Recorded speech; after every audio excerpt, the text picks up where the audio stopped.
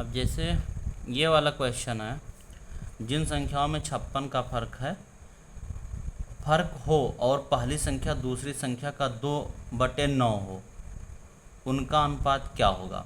अच्छा, पहली संख्या दूसरी संख्या का 2/9 हो, मान लीजिए कोई एक, हम अपने आप में वैल्यू मान लेते पहली संख्या 1 है और दूसरी वाली संख्या 2/9 हो जाएगी।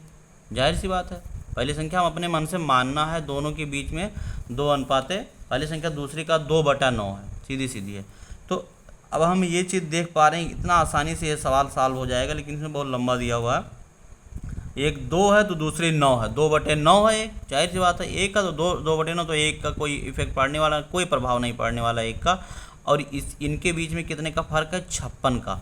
तो इनके अनुपात में अंतर कितने का, 7, और वैल्यू में अंतर कितने का, 56 का।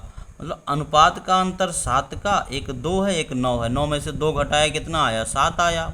और रियल वैल्यू में जो फैक्ट हमको दिया गया है 56 है, तो एक अनुपात की वैल्यू यहाँ से निकाल लो, 56 है तो एक अनुपात की वैल्यू कितनी आ गई, 8 आ गई।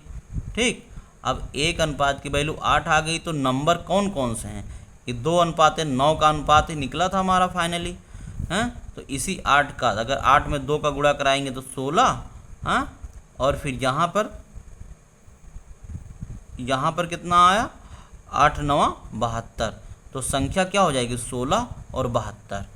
पहली संख्या 16, दूसरी संख्या 72, 16 और 72 आएगा।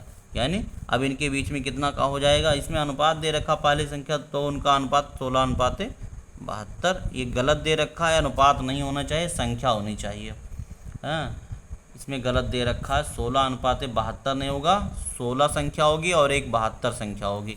अनुपात तो हो ही नहीं सकता, क्योंकि अगर अनुपात में निकालने आएंगे तो इसको अभी और काटना पड़ेगा। फिर ये हो जाएगा 8, फिर ये हो जाएगा 36, अभी और ये कटेगा, 2 चौका 8, फिर ये हो जाएगा 18, फिर 2 दूना 4, दोनों 18, फिर 2:9 आ जाएगा। ये गलत दे रखा है, यहाँ अनुपात नहीं होगा, 16 और 72 संख्या होगी, ये संख्याएँ होंगी, अनुपात नहीं होगा।